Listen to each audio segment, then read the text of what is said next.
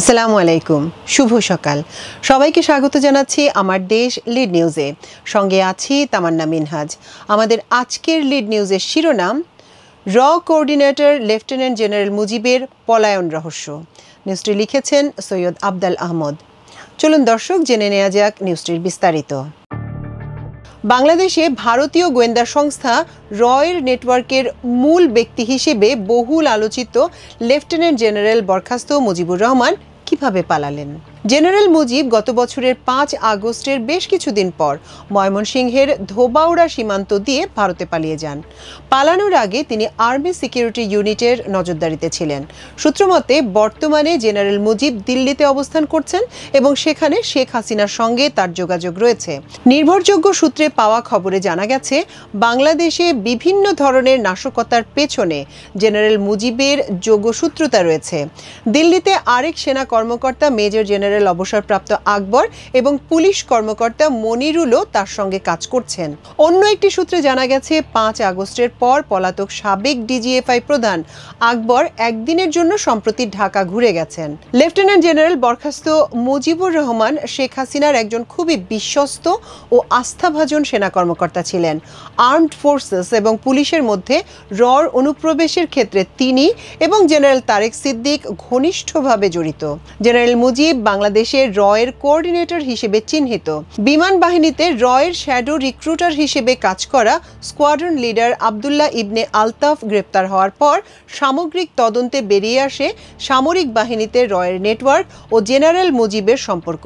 আওয়ামী লীগ ও শেখ হাসিনাকে টানা ক্ষমতায় রাখতে গিয়ে বাংলাদেশের নিরাপত্তা ব্যবস্থাকে হুমকির মুখে ফেলে দেন জেনারেল মুজিব। বিভিন্ন বাহিনীতে র একটা অবস্থান করে নেয়। এমনকি আমাদের স্বাধীনতা সার্বভৌমত্বের প্রতীক দেশপ্রেমিক সশস্ত্র বাহিনীকেও দুর্বল করে দেওয়ার ষড়যন্ত্র বাস্তবায়ন করতে থাকে র। নির্ভরযোগ্য সূত্রে আরও নিশ্চিত হওয়া গেছে, জুলাই বিপ্লব চলাকালে সেনাবাহিনীতে ভারতপন্থী কু করানোর জন্য জেনারেল মুজিব আপ্রাণ চেষ্টা করে গেছেন। প্রথমে 2রা আগস্ট 2024 এবং পরে শেখ হাসিনা পালানোর পরদিন 6 আগস্ট তিনি কু করানোর চেষ্টা করে ব্যর্থ হন। ভারতীয় গোয়েন্দা সংস্থা র এবং সে দেশের কর্তৃপক্ষের সহযোগিতায় শেখ হাসিনার ভারতে পলায়নের রেস্কিউ মিশন সফল করার ক্ষেত্রেও জেনারেল মুজিব ও তারেক সিদ্দিকের বিশেষ ভূমিকা রয়েছে। শেখ হাসিনা বিমান বাহিনীর C-130J বিমানে করে 3টা 9 মিনিটে তেজগাঁও কুর্মিটোলা এয়ারপোর্ট থেকে পালিয়ে যান দিল্লিতে। নির্ভরযোগ্য সূত্রে আরও জানা গেছে, বিমান বাহিনীর চিহ্নিত রয়ের agent squadron leader Abdullah Ibne Altaf গ্রেপ্তারের পর তদন্ত চলাকালে তড়িঘড়ি করে লেফটেন্যান্ট জেনারেল মুজিব ময়মনসিংহ সেনানিবাসের আর্ট ডকের জিওসি হিসেবে বদলি হন এবং ওই দিনই আর্মি এভিয়েশন গ্রুপের হেলিকপ্টারে করে বদলিকৃত স্থানে পৌঁছান। সেখানেও তিনি আর্মি সিকিউরিটি ইউনিটের নজরদারিতে ছিলেন। কিন্তু হঠাৎ দেখা যায়, একদিন তিনি ধোবাউড়া সীমান্ত দিয়ে ভারতে পালিয়ে যেতে সক্ষম হয়েছেন। একটি সূত্র জানায়, পুরো ঘটনাটি পরিকল্পিত ছিল এবং সেনাবাহিনীর কোনো একটি গ্রুপের সহযোগিতায় তিনি পালিয়ে যাওয়ার সুযোগ পান। গত বছরের 12ই সেপ্টেম্বর জেনারেল মুজিবকে প্রতিরক্ষা মন্ত্রণালয় থেকে বরখাস্ত করা হয়। তার এই পলায়ন ও বরখাস্ত নিয়ে প্রশ্ন উঠেছে।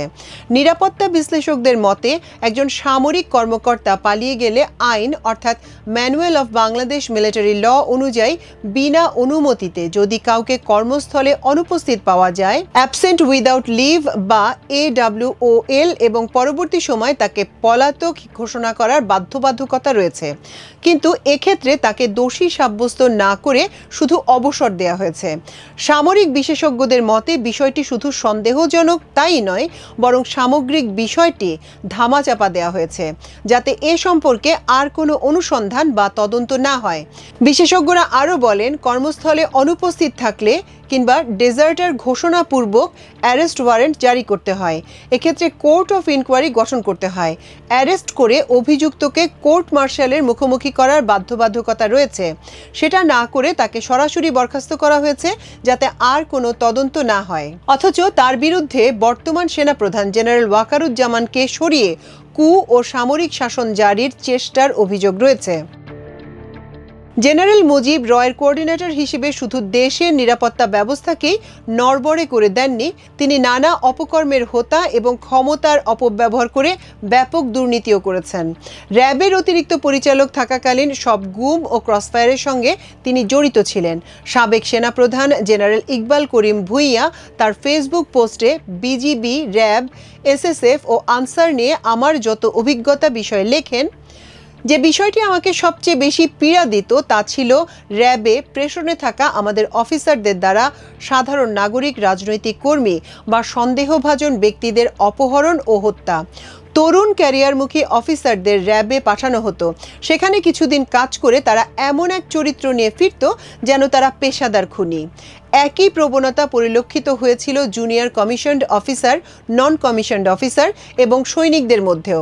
আমি সেনাপ্রধানের দায়িত্ব নেয়ার পরপরই প্রধানমন্ত্রীকে জানাই যে পুলিশের সঙ্গে মিশে কাজ করতে গিয়ে আমাদের অফিসাররা কিভাবে নৈতিক বিচ্যুতির শিকার হচ্ছেন। আমি চাইছিলাম তাদের সেনাবাহিনীতে ফিরিয়ে আনা হোক। প্রধানমন্ত্রী আমার কথায় সম্মতিসূচক ইঙ্গিত দিলেন, এমনকি বললেন র্যাব জাতীয় রক্ষী বাহিনীর থেকেও খারাপ। কিন্তু শেষ পর্যন্ত কিছুই বাস্তবে রূপ নেয়নি। কয়েকদিন পর আমি কর্নেল, পরে লেফটেন্যান্ট জেনারেল ও ডিজি এসএসএফ মুজিবকে, যিনি তখন র্যাবের এডিজি ছিলেন, ডেকে বলি যেন তিনি লেফটেন্যান্ট কর্নেল, এখন মেজর জেনারেল জিয়াকে নিয়ন্ত্রণে রাখেন এবং আর যেন কোনো ক্রসফায়ার না ঘটে। কর্নেল মুজিব এ ব্যাপারে আমাকে কথা দেন এবং বিদায় নেওয়ার সময় তাকে বেশ উদ্বিগ্ন মনে হয়। পরের কয়েকদিন লক্ষ্য করলাম নতুন কোনো ক্রসফায়ারের খবর নেই। এতে মানসিকভাবে কিছুটা স্বস্তি পেলাম।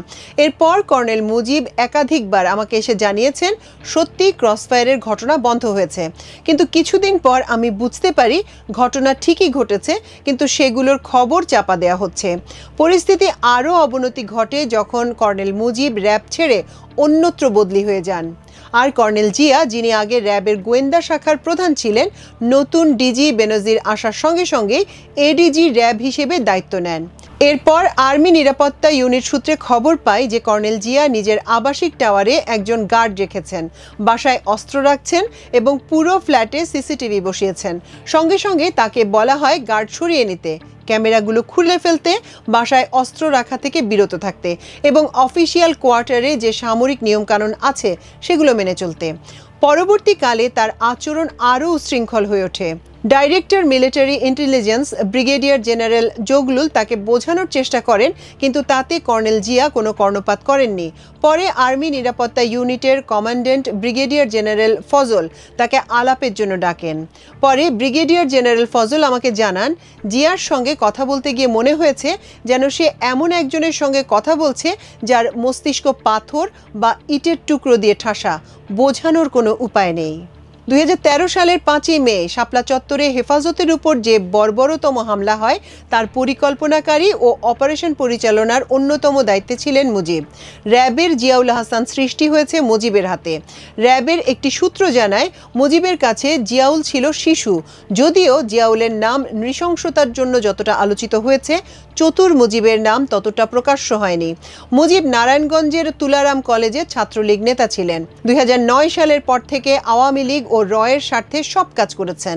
বিশেষ করে র্যাবে থাকাকালীন রাজনৈতিক ভিন্ন মতাবলম্বীদের দমন পীড়নে লিপ্ত ছিলেন। তথাকথিত হলি আর্টিজান জঙ্গি হামলাকে কেন্দ্র করে পরিচালিত অপারেশন থান্ডারবোল্ট নামক যৌথ বাহিনীর যে অভিযান চালানো হয়েছিল তার নেতৃত্বে ছিলেন এই মুজিব। দুর্নীতির অভিযোগে লেফটেন্যান্ট জেনারেল মুজিব ও তার স্ত্রী তাসরিন মুজিবের বিরুদ্ধে দুদক মামলা করেছে। দুদকের মামলার পরিপ্রেক্ষিতে আদালত তাদের 34টি ব্যাংক হিসাব অবরুদ্ধ এবং তাদের নামে থাকা ঢাকায় 2টি ফ্ল্যাট, মিরপুরের ক্যান্টনমেন্ট, খিলক্ষেত ও পূর্বাচল এলাকায় থাকা 10টি প্লট জব্দের আদেশ দিয়েছে। গত 5 এপ্রিল ঢাকা মহানগর জ্যেষ্ঠ বিশেষ জজ মোহাম্মদ জাকির হোসেন এই আদেশ দেন। এছাড়া আদালত ক্যান্টনমেন্ট এলাকায় আরও একটি ফ্ল্যাট, পূর্বাচলে একটি বাড়ি এবং সাভারে জমি সহ টিনশেড বাড়ি জব্দের আদেশ দেয়।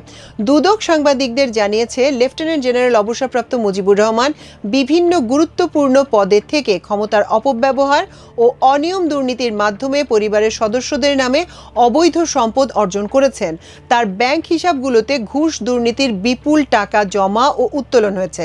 সুপ্রিম কোর্টের আইনজীবী ও সেনাবাহিনীর অবসরপ্রাপ্ত major barrister M Sarwar Hossain lieutenant general অবসরপ্রাপ্ত মুজিবের দুর্নীতি সম্পর্কে সংবাদ সম্মেলন করেছেন এবং গত 16ই মার্চ দুদকে অভিযোগ করেছেন। করেছেন। অভিযোগে তিনি জানান, general Mujib DGFI, NSI, 46 brigade commander সহ ডিজিএসএসএফ হিসেবে 5 বছর সেনা সদরে কোয়ার্টার মাস্টার জেনারেল QMG এবং সর্বশেষ কমান্ড্যান্ট আর্টডক হিসেবে কর্মরত ছিলেন। এই পদগুলো সেনাবাহিনীর গুরুত্বপূর্ণ পদ। এই পদ ব্যবহার করে তিনি সীমাহীন দুর্নীতি করেছেন। তার এই দুর্নীতির পরিমাণ কমপক্ষে 2100 কোটি টাকা। ব্যারিস্টার সরওয়ার হোসেন জানান, লেফটেন্যান্ট জেনারেল বরখাস্তকৃত মুজিবের নিউ ইয়র্কে 2টি ফ্ল্যাট রয়েছে। এই ফ্ল্যাট কেনার জন্য তিনি কমপক্ষে $2 মিলিয়ন বা 250 কোটি টাকা সেখানে পাচার করেছেন। ঢাকার পূর্বাঞ্চলে তার জমির পরিমাণ 20 বিঘা। এছাড়া আর্মি গ্রিন সিটিতে 10টি প্লটের তিনি বুকিং দিয়েছেন। ইসিবি চত্বরে মাটিকাটা ঢাকা সেনানিবাস সংলগ্ন বিজে টাওয়ারে তার 9টি ফ্ল্যাট রয়েছে। জেনারেল মুজিব ডিজিএসএসএফ থাকাকালে শেখ হাসিনার সঙ্গে দেখা করিয়ে দেওয়ার জন্য ব্যবসায়ীদের কাছ থেকে 10 লাখ টাকা করে ঘুষ নিতেন। ব্যবসায়ীদের কাছ থেকে দামি ব্র্যান্ডের একাধিক গাড়ি উপহারও নিয়েছেন তিনি। দর্শক, এই ছিল আমাদের আজকের লিড নিউজ। আগামীকাল ইনশাল্লাহ আরেকটি আয়োজনে আপনাদের সঙ্গে দেখা হবে। সে পর্যন্ত আল্লাহ আপনাদের সবাইকে ভালো রাখুন, সুস্থ রাখুন। এতক্ষণ সঙ্গে থাকার জন্য অশেষ কৃতজ্ঞতা। আল্লাহ হাফেজ।